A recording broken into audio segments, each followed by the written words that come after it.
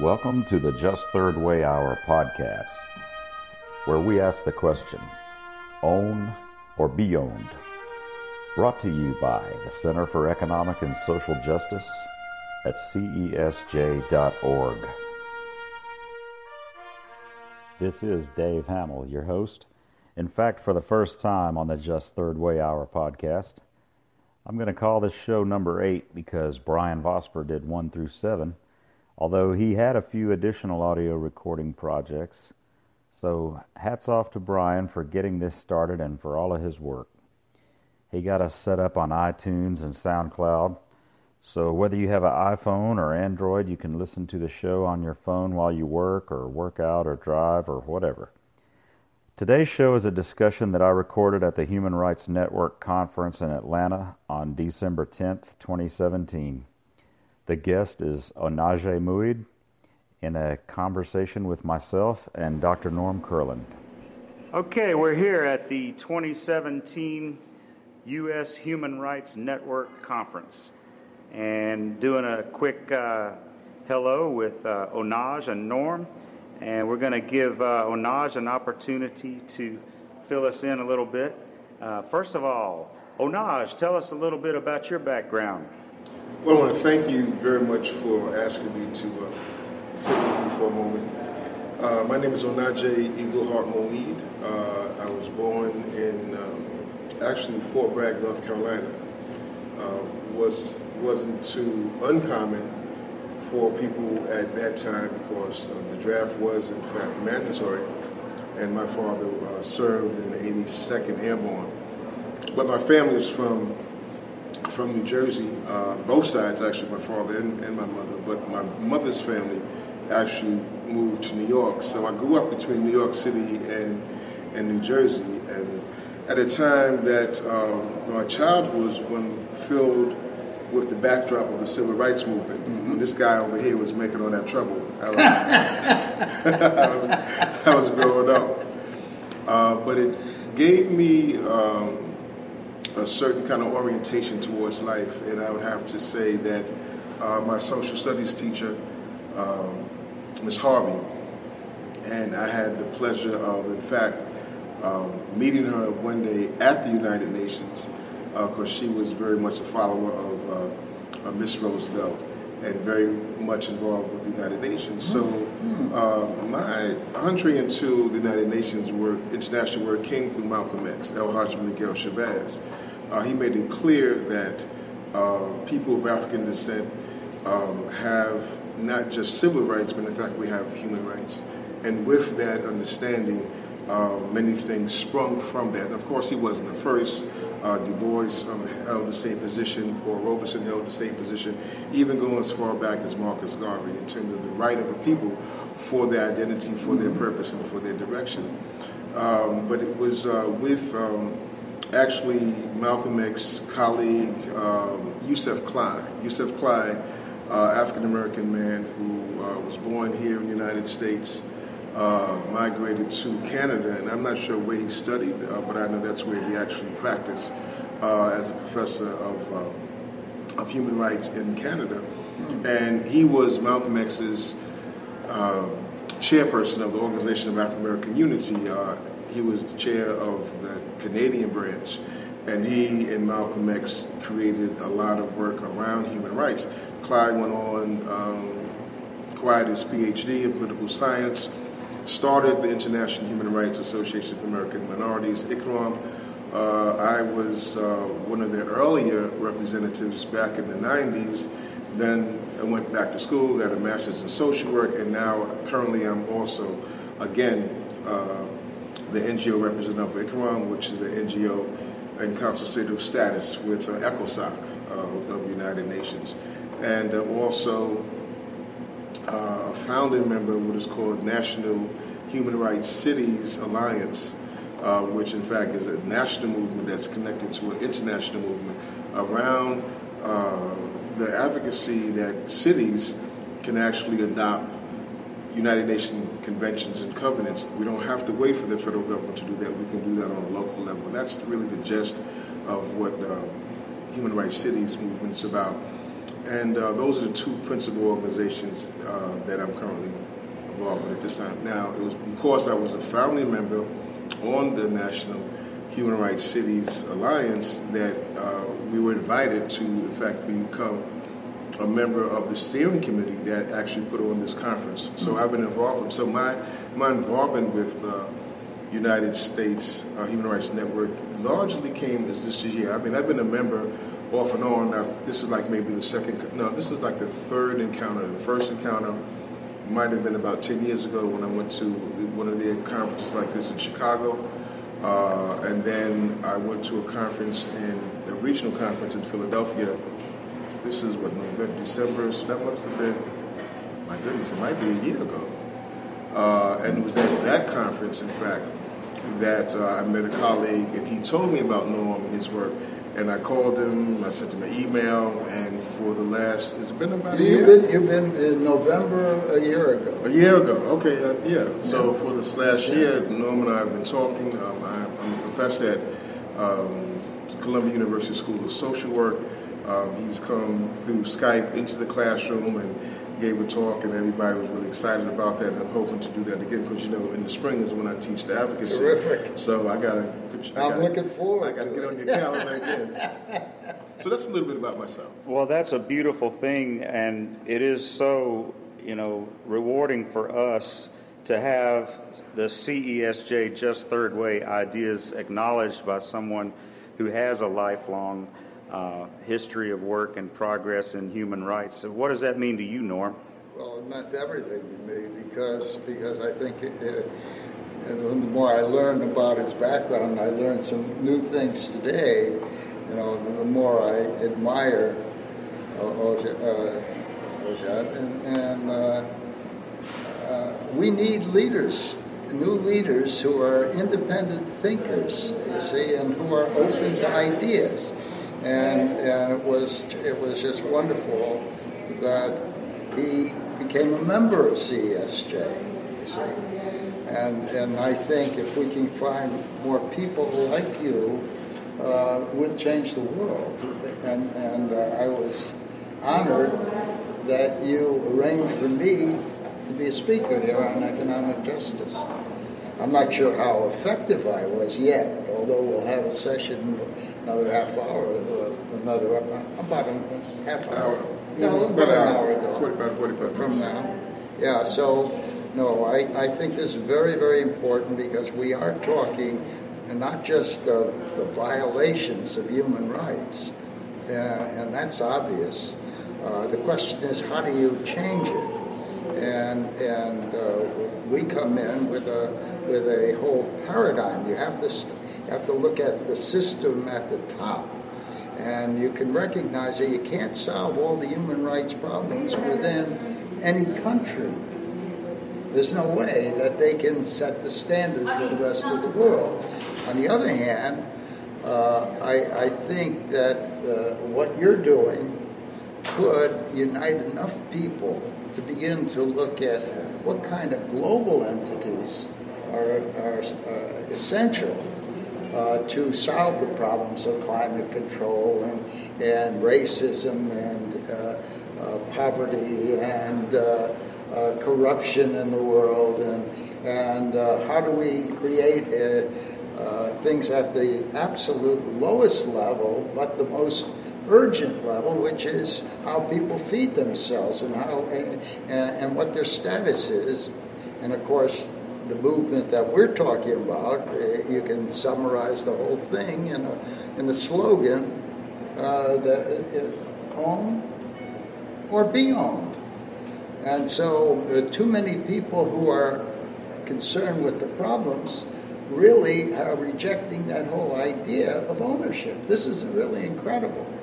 You see, that they don't understand that ownership means that you have power over things, not over people. You shouldn't have power over people, but you should have power over things that are necessary for the world to work, and particularly the new technologies, the robotics, the information intelligence, etc. How are people going to live in the next generation when so many jobs are going to be taken over by robotics and artificial intelligence. Does that mean they won't work?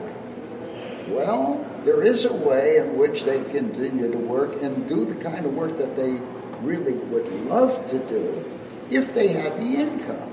And so we're talking about, in the just third way, there is a way to change any economic system, whether at the community level, at the state or national level, but also at the global level. And one of the things that happened in the session that I had been to, just the last one, they're talking about the incredible problems, but problems, and they're very articulate in describing those problems. But when it came down to the solution, they see corporations there that are controlling government and controlling trade, but don't really, instead of looking at corporations as something evil, no, they're only tools. Just as the state is not a human being, it's a thing. It's a thing that's created by human beings to serve a particular social function, and that is you got to have, as we can remember from the preamble of the Constitution of the United States, a beautiful statement. It says, "We the people."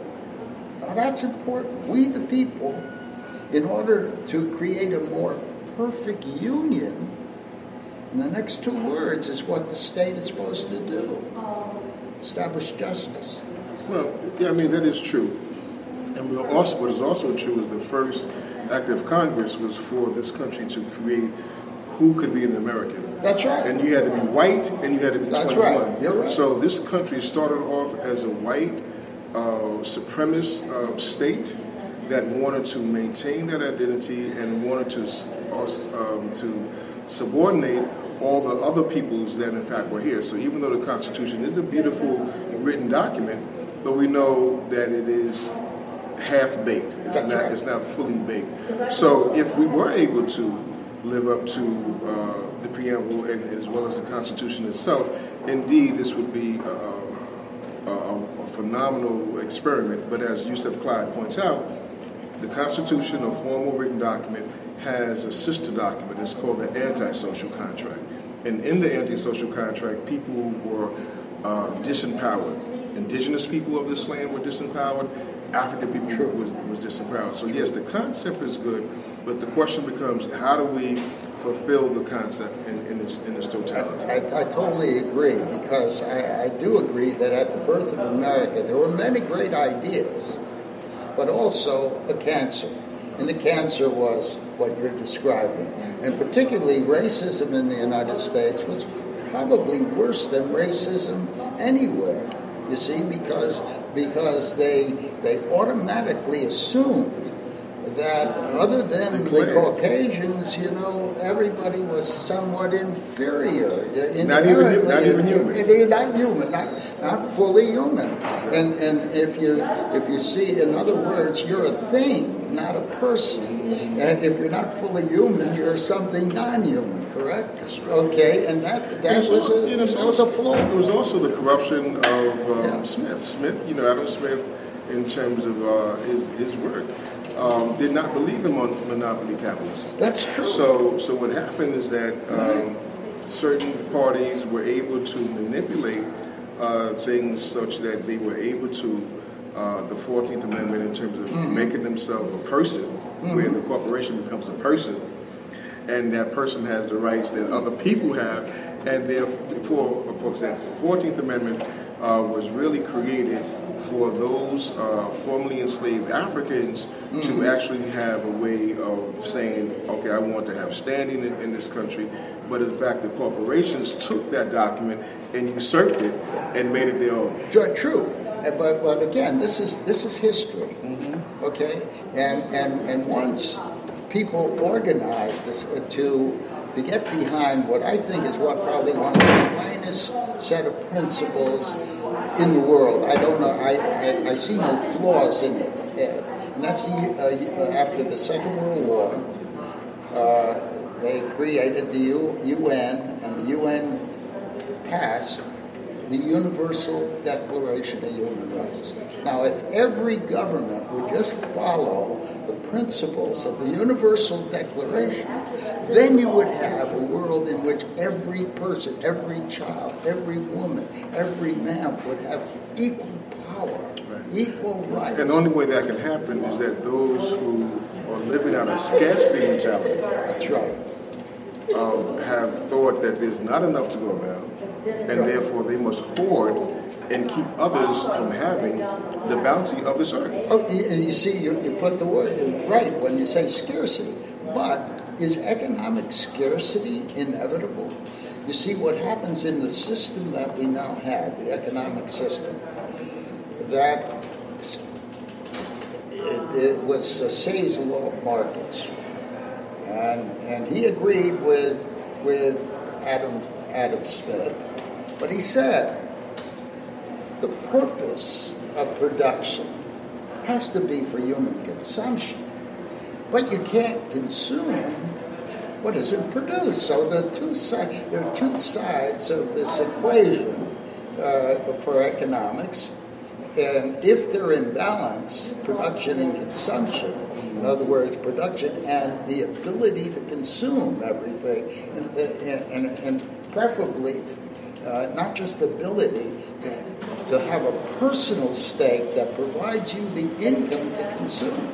But then we look at the world. We look at America, and who owns America? Who owns all the technologies? 1% of the American people, 1%, a handful, own more than the bottom 90% combined. And most, if you talk about the poor, obviously the poor not only have nothing in terms of what they own, in terms of capital ownership. No, it's they, by the system, they get weaker and weaker because what the system does is put them into greater problems because they give you the wrong kind of credit or a credit that doesn't empower you. It's called consumer credit. So and they pay high interest rates. You see, it is a way to perpetuate slavery. And in the meantime, another flaw in the system is the presumption that a wage system is going to do it. No, a wage system isn't going to do it because it isn't just the human being, the worker, that is the one who does economic kinds of work. There are higher forms of work that you do because you love it and you know it's important. It's called the work of civilization. Okay? And that includes teaching. It includes health. It includes government. You see, these are the founders weren't paid to write the Constitution. Well, it goes back to what you said earlier, that slavery that was just chattel slavery that existed was like no other place in the world. And if you compare the United States to the other Western countries, you'd find a big gap in terms of the social welfare systems.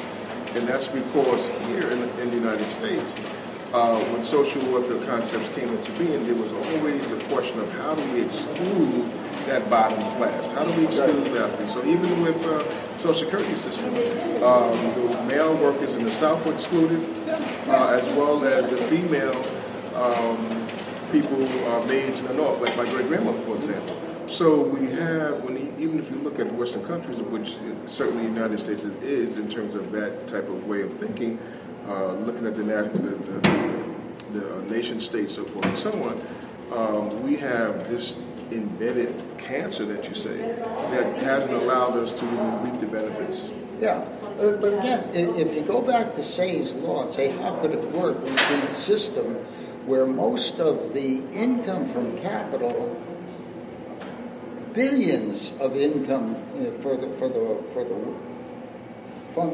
high rich, the most rich people, not only in America, in the world, okay, if they get all that income, they can't spend it. It's just impossible to spend that income.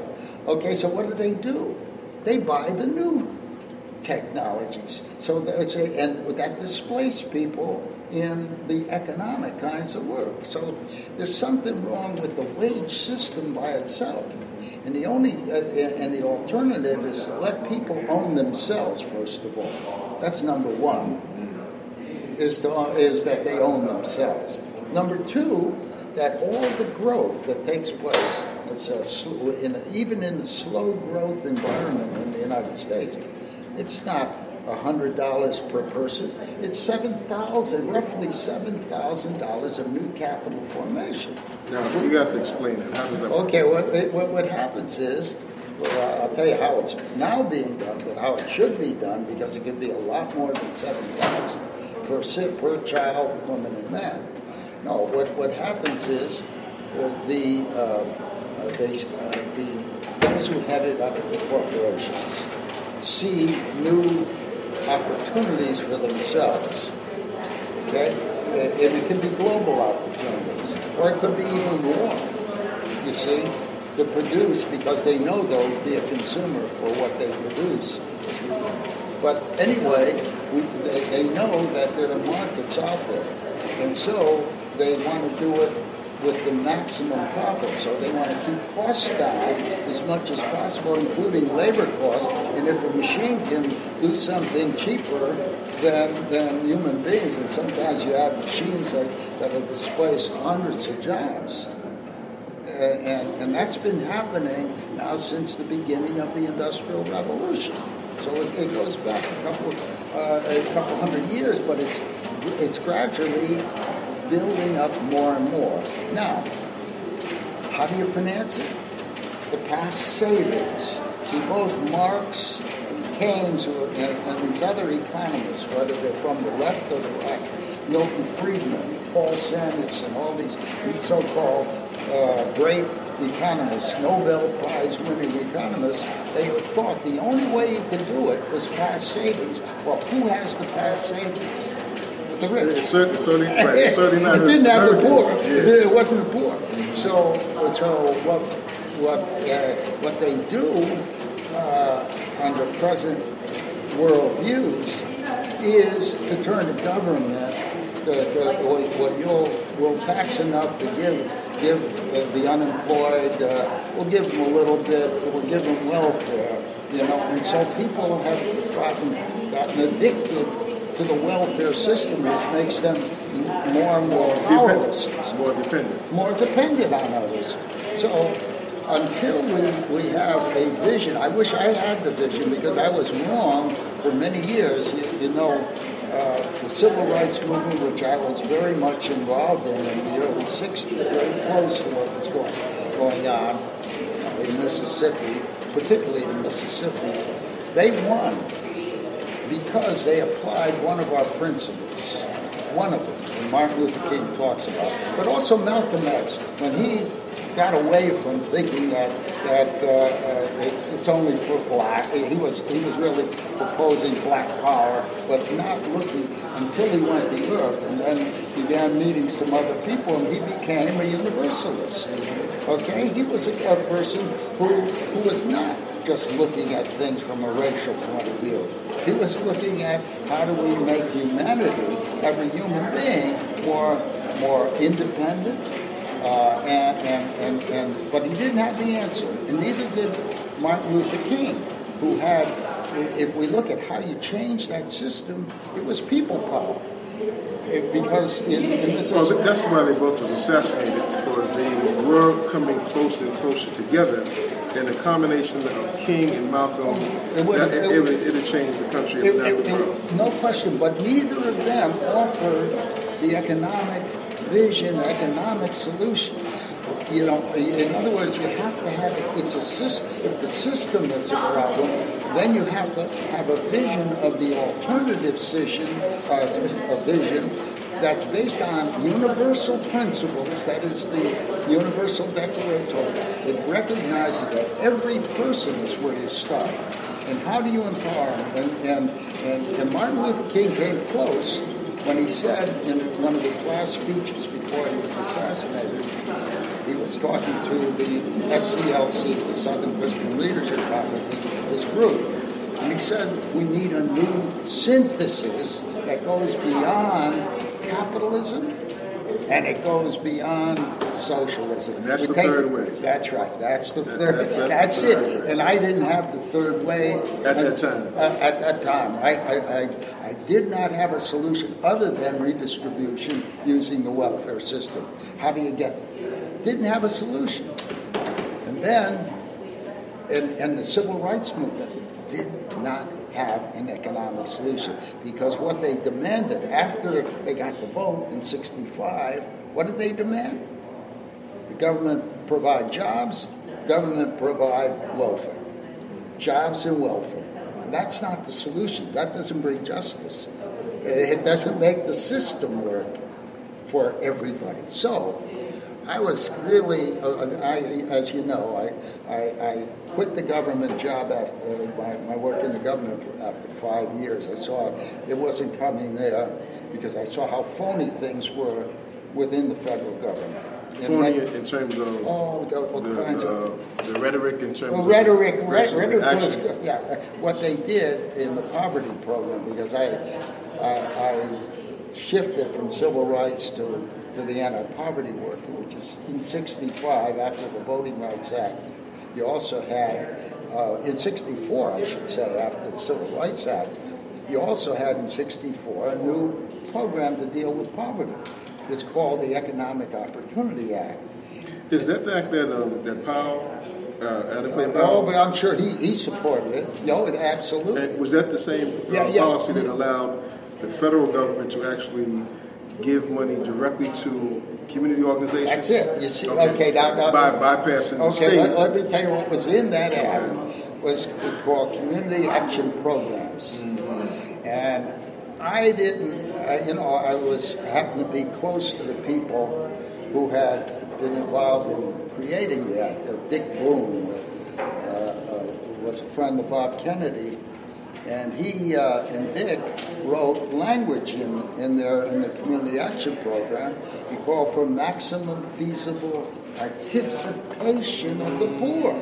I said, this is what we saw how it worked. How you organize people power, you can overcome any kind of power. Maximum feasible participation. So I went over there, and Dick hired me. And I wrote the guidelines for maximum fee. This. Really? Oh yeah, in the poverty program. See, no, you didn't know about that. I didn't know about that. You are a national treasure. No. Because you've had this direct experience. You know what works. You know what doesn't work. And because of that, it's so important for you to start writing. You have to write more. The writing is there. Believe me. First of all, you know how old I am now. So I don't have that much. I'm 87. You're 87. Okay, now I'm telling you, you're doing pretty good there, boy. No. Just on the revolution. I'm young for the revolution, but I'm old for a lot of other things. Anyway. 87. Wow. Congratulations. Thank you. I'm okay. So I wrote that. Uh-huh. You wrote that. The guidelines. Dick Boone, it was the guy who put it in, and I'll tell you. So he hired me, and I told him I'm a dangerous guy to hire. But we talked, and he liked me, and I liked him. He was a principled guy. So then when I got hired, I was doing. They sent me to San Francisco to get money out under the community action programs. And my view was, and I went out to California in Kern County where Cesar Chavez was, and one thing led to another, and I got more money into a community action, that is a community organized group that wanted to change things. I got more money into them than all of Kern County.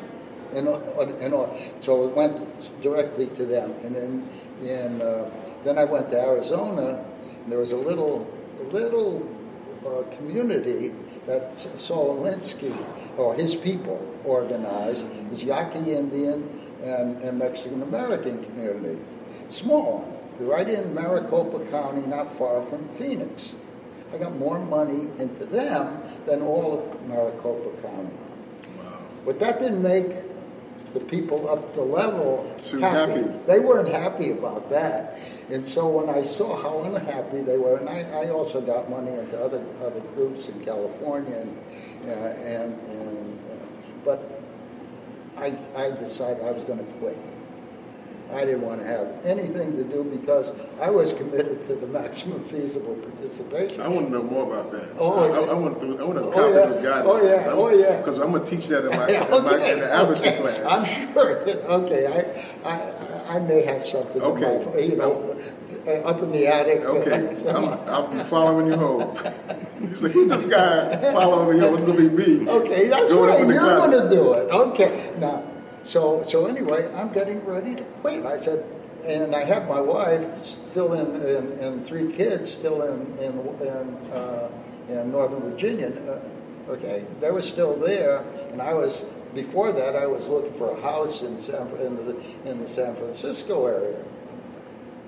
But then I'm not going to stay here. Some guy walked into my office before I officially quit. A guy named Mark Goldies. He was part of the Free University movement. He was a leader in that on the West Coast. And in the first 15 minutes, I said, oh my God, why didn't I think of that? I studied law, so I understood what property was. And Kelso's idea was, he called it, it wasn't only him, he had a co-author, was one of the great thinkers, Mortimer Adler, who was the great books philosopher. And he's the guy who wrote the Encyclopedia. He was the principal editor of the Encyclopedia Britannica 3 and the Syntopicon on Great Ideas. Okay? Now, so Adler, who was leaning toward socialism before he heard of Kelso's ideas, agreed that he would be a co-author with Kelso. And their book is now on our website at www.cesj.org, and you read that book, the preface by Adler, and chapter 5 is on economic justice and economic rights. Well, they don't teach you justice in the best of the law schools. So what do they teach? They teach you the law.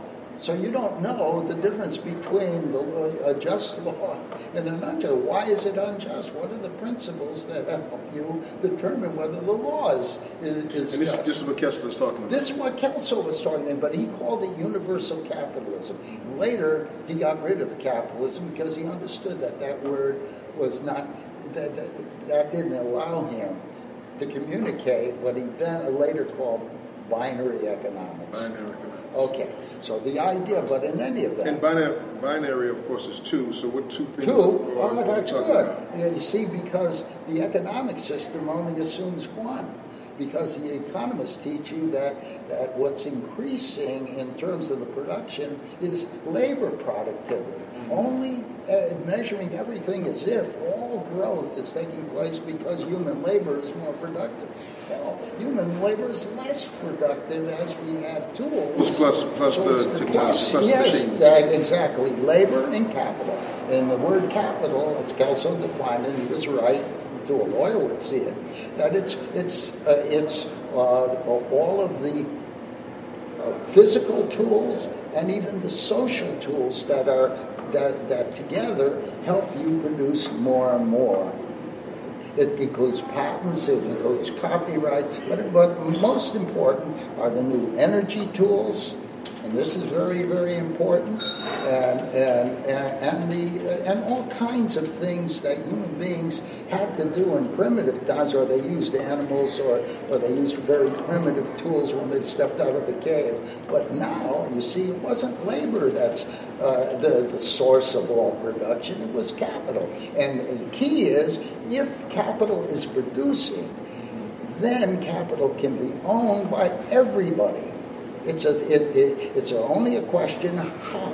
And And then Kelso goes into the money system and how the money system could become a means once you understand what money is. And that's another problem with a lot of thinkers. They really don't understand money, and they're kind of attacking the money system and attacking corporations. Corporation's only a tool. It's a social tool.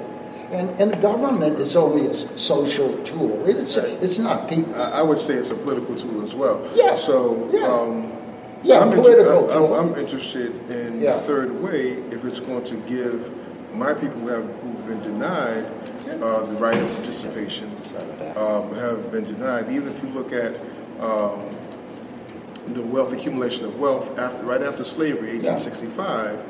It might be less than 2%, and I think it's around the same thing right now, right? Less than 2%. So we haven't changed, we haven't moved off the dime. So if there is a system, and if this third way is the system, it is for us to, in fact, engage in creating our own industry, creating our own institutions that will able to feed us, clothe us, and provide a way of life and existence for us, then I'm interested in that. Of course. You see, and the interesting thing is Kelso shows that it worked. So it isn't just theory. Kelso was also the inventor. Well, he had a big picture invention, but it took step by step. And the first thing was, he said, let's turn the workers in the private sector into owners. And so he and we later joined forces. That's why you have to come to Jackson. And next year, in June 29th to July 1st, they come to Jackson to give this presentation because in Jackson, this is what they're attempting to do, to create worker cooperatives. Yeah, and it's not cooperatives, although the co-ops can do it. I've been trying to persuade the National Cooperative Business Alliance that they should be adopting the financing tools of ESOP. You see, so that And what is ESOP? ESOP is employee stock ownership plans. Okay. Okay? And that's what Kelso invented, and he did the first one. He invented and now, and he used it even before the book came out. He was doing it in 1956. He did Peninsula Newspapers, Inc., and enabled the workers of that company in the San Francisco area to become owners. And now we have over 10,000 companies that are using the employee stock, the ESOP. Excuse me, I apologize. So just to wrap it up, Onaje, I know you need to go, but do you have any ideas about any way we can tie it into the human rights movement?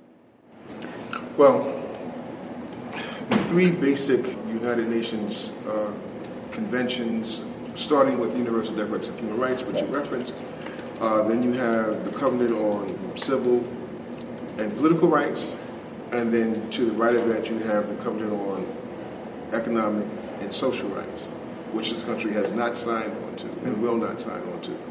But it's not the country that's going to make the difference. The people are going to make the difference. Mm-hmm. So the way that the third way can be of assistance to this human rights movement is to fulfill the intentions of what that convention would actually produce. So if you have the thinking, if you have the organization, if you have the materials to actually create the result, that's what we want. We want results. So it doesn't. We don't have to necessarily have the federal government sign on to the Convention on Social and Cultural Rights if the people are actually living it. So Human Rights Cities is our movement is to use those international covenants, conventions, and seeing how we can localize them in terms of the local legislation. So I see a direct role that the third way can be. But you see, and I'm looking at it globally. See, I think cities can be models, as we were trying to do in East St. Louis, is to build a new city that Bucky Fuller had designed, a dome city there to replace what exists in East St. Louis. We took it to the St. Louis Federal Reserve. They became interested. The idea you could finance those out of pure credit.